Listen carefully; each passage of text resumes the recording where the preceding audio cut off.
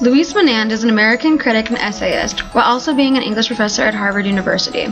He is well known for his published essay, Live and Learn. Now, in his essay, he describes the three theories in which he believes that are applicable to why people go and get a college education. Theory 1 is the idea that the main focus of college is on grades and getting a degree. Theory 2 recognizes the importance of grades, but focuses mainly on learning the material as a whole and also trying to become a more well-rounded individual. Now, Theory 3 is mainly about receiving a vocational training in your chosen degree field without the interruption of other subjects that may not be applicable to the degree. And here are actually some examples of Menand's theories in action. Bert Sampson is an example of Menand's theory 1. His reason for attending college was only because he thought that's what he was supposed to do or join the army. He majored in business and finished in 5 years. Mr. Sampson currently works in landscaping and hasn't used his degree in several years. He said his experience was like the good, the bad, and the ugly. This illustrates Theory 1 because Mr. Sampson has no meaning in his degree.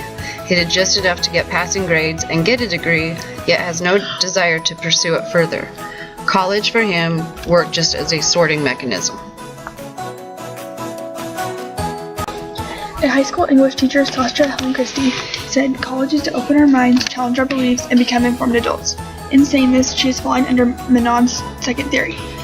The second theory states education is about personal and intellectual growth, not about winning some race at the top. Students who fall into this category are more concerned about becoming intelligent, well-rounded adults who are capable of many skills instead of focusing on one specific subject. She went to college to get a degree in secondary English education with a license to teach English and language arts. She thought that she was going to college to get a degree, but walked away from college with much more than that. Some of the skills she got from college were skills and knowledge for her career, experiences that are unparalleled, such as working in Sydney, Australia for the summer, the opportunity to found, organize, and run a campus chapter of an international human rights organization. Yes, getting skills and knowledge for her career was one of the main takeaways from college, but the irreplaceable experiences she got the privilege to be a part of seemed to overpower this, therefore falling into Theory 2. Current student Simon Pintar is someone that would fall into Theory 2, with his goals for being here at BSU being that he wants to earn his degree, but also that he wants to become a more well-rounded individual. An example of this from him is that he believes that if someone has the means to be here at college at BSU, then yes, they should do it. Miss Diana Cervantes is a current student at U of I who happens to be a double major in biology and ecological conservation. She believes that college is preparing us for our career, and from a very young age, her parents told her that in order to work in the career that she loved and to have a better future, college would be the one to open that door. In her own words, college isn't for everybody, and not everyone can learn in a school-based system. Not everyone can learn out of a book or in a classroom. She believes that we must follow the path that we feel will teach us best and what career we want to choose, whether it be a traditional school or a vocational school. One person I interviewed was my dad's girlfriend, Nicole.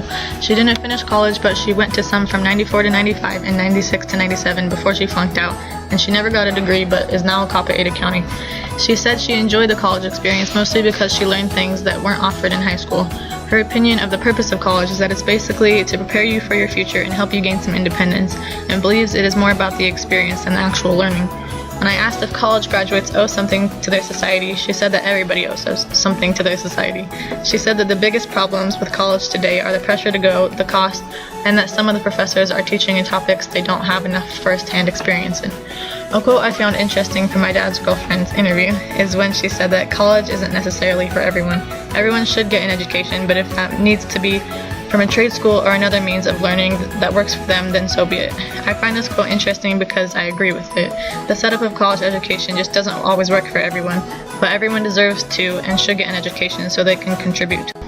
As these interviews have shown, all three of Menand's theories are important in creating students that are valuable contributions to society. Most students fall under one theory more than the other, but it is important that all three theories are involved in the student's education in order to become as successful as possible. Theory 1, the meritocratic theory, states that college is a means of testing intelligence. Theory 2, the democratic theory, describes college as being a means of cultural and intellectual literacy. Theory 3, the vocational theory, views college education as a vocational credential and a means to focus on the one subject you'll need for your career's central focus. The interviews we selected represent all three theories, but what we have noticed in class and outside of our own group's interviews, most people tend to fall under theories 2 and 3.